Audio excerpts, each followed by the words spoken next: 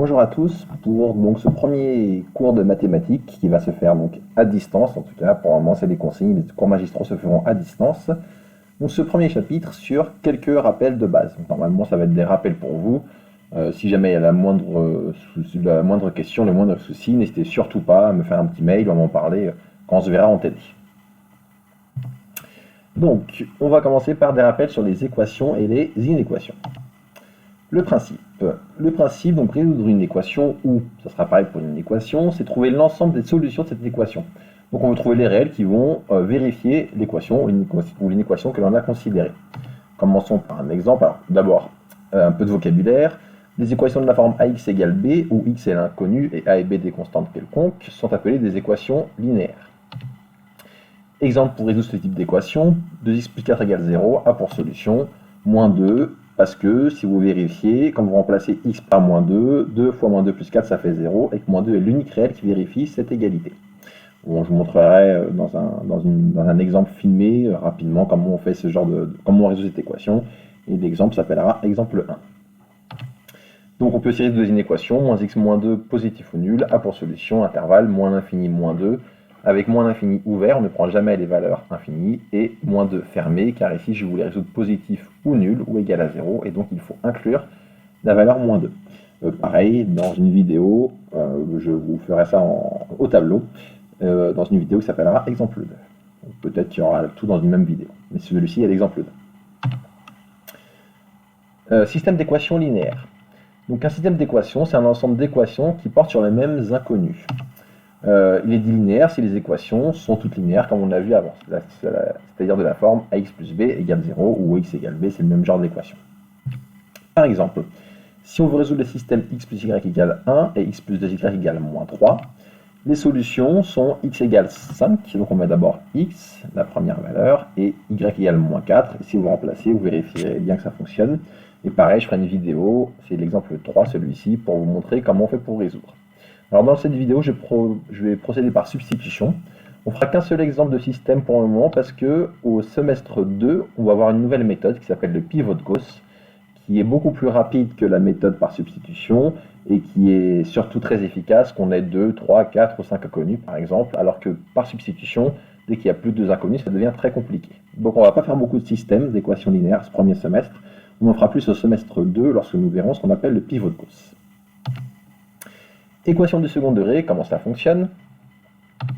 Alors, avant de pouvoir commencer en soi les équations du second degré, 3 identités remarquables que vous devez absolument connaître par cœur, qui sont en rouge, donc il faut bien les connaître. Donc pour commencer, a plus b, le tout au carré, ça donne a carré plus 2ab plus b carré.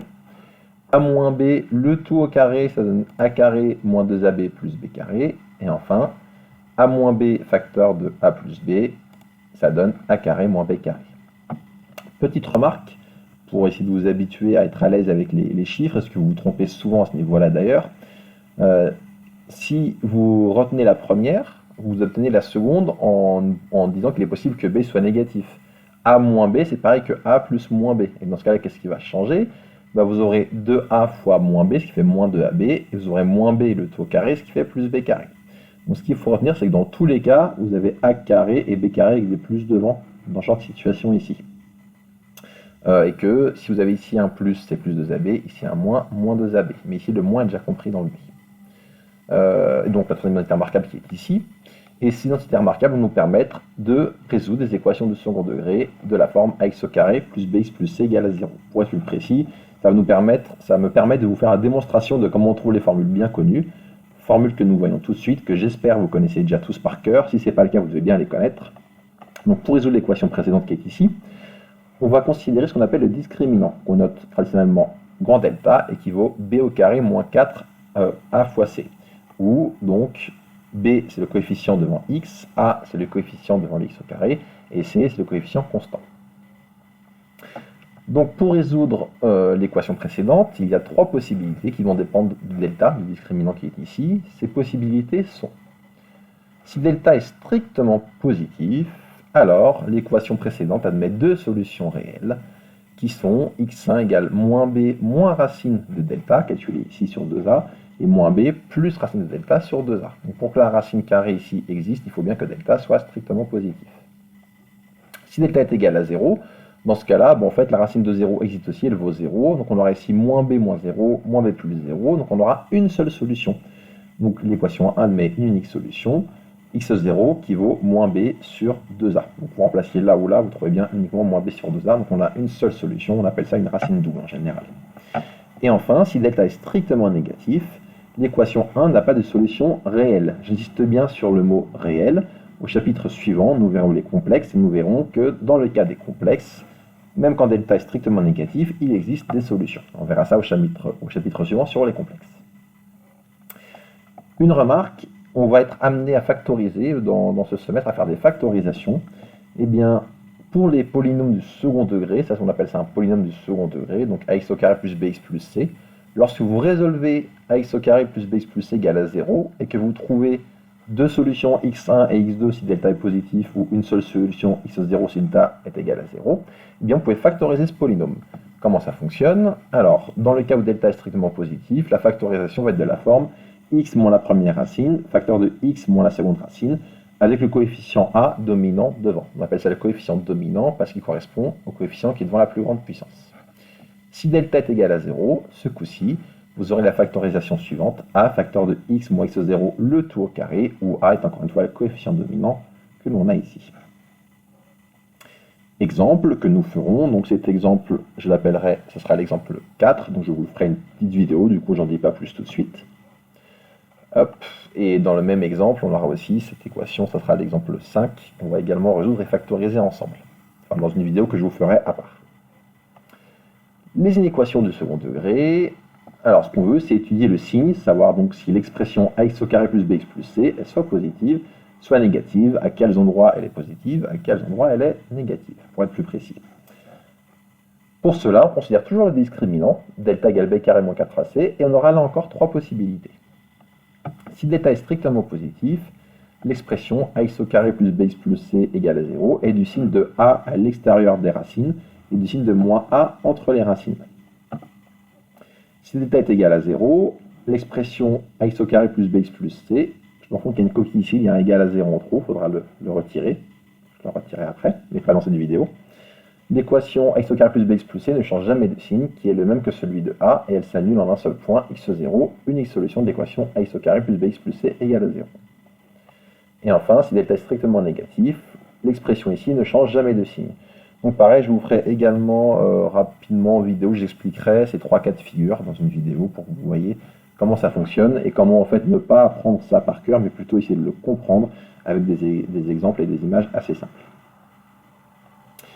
Donc une équation à résoudre, je vous la ferai en vidéo, donc c'est une équation, ça correspondra à l'exemple 6, et l'inéquation ici, ce sera aussi l'exemple 6, je ferai les deux d'un coup parce qu'on aura déjà traité les cas. Donc ici, il est possible de résoudre une équation d'un degré supérieur à 2, donc là on vient de voir comment résoudre quand c'est degré 2. Quand le degré est supérieur à 2, on va pouvoir le faire à une condition, c'est que l'expression que l'on ait soit factorisée. Et une fois que cette expression est factorisée, on pourra résoudre en faisant un tableau de signes. Donc une équation ici, on va la résoudre grâce à un tableau de signes. Pareil, je vous ferai une petite vidéo pour le faire, ce sera l'exemple 7. Et sur la vidéo, je vous expliquerai comment ça fonctionne. Donc là, vous n'avez que la solution pour le moment. Deuxième partie de rappel, sera peut-être un peu moins des rappels pour certains, peut-être un peu moins évident, c'est la trigonométrie. Alors, la trigonométrie, vous allez avoir d'abord des définitions. Donc pour les définitions, les voilà. On va considérer un repère orthonormé, OIJ du plan, et on note C le cercle trigonométrique. Alors je vous rassure, je vous ferai une petite vidéo aussi au tableau explicatif pour que ça fonctionne, pour que vous puissiez mieux comprendre. Pour le moment, je vous en parle comme ça à l'oral, mais vous aurez une petite vidéo qui pourra vous aider à côté.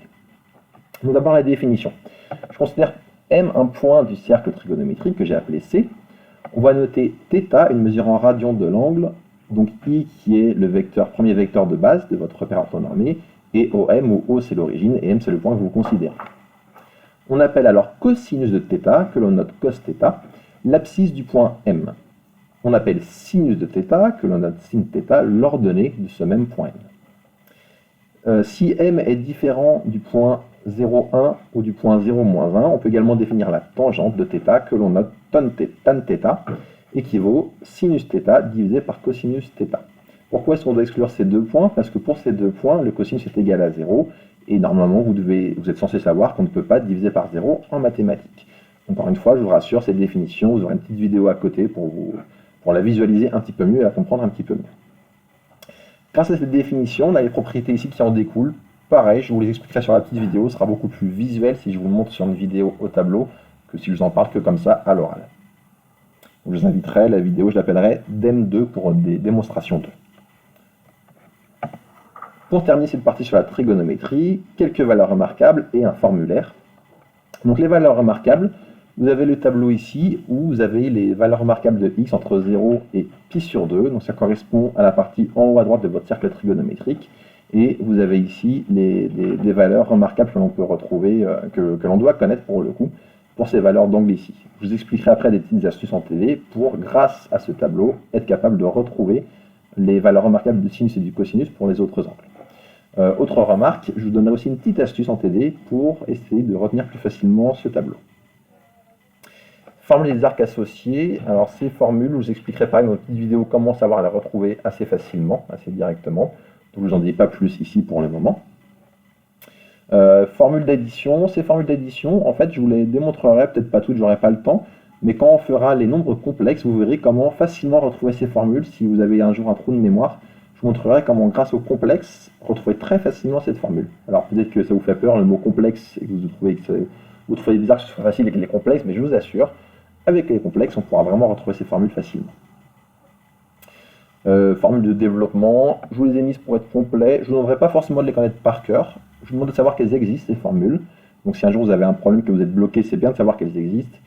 Je ne vous demanderai pas forcément de les connaître par cœur. Je vous les rappellerai si besoin en athéro ou en TD. Et enfin, pour terminer, on va voir comment résoudre des équations trigonométriques. Alors, le mieux, c'est de comprendre sur des exemples. Donc là, vous avez les formules, mais je vais vous faire deux exemples. Donc celui-ci, je vais l'appeler exemple 8. Celui-ci, donc vous avez la solution ici. Cet exemple, je vais l'appeler exemple 9. Et le mieux, c'est pareil, comme pour les autres exemples, je vous ferai des petites vidéos qui vont venir en support donc, de ce cours. Vous avez juste ma voix sur ce PDF. Et ça vous permettra, je l'espère, de bien comprendre ce cours. Donc l'idée, ça sera vraiment, comme je vous l'expliquais par mail, ça sera vraiment de regarder cette vidéo et de regarder les vidéos d'exemple corrigées au tableau en même temps. Ça termine ce chapitre. N'hésitez surtout pas, comme je vous l'ai dit au début, à m'envoyer des mails si besoin, si vous n'avez pas compris quelque chose, ou à me demander quand on se verra en présentiel pendant les TD.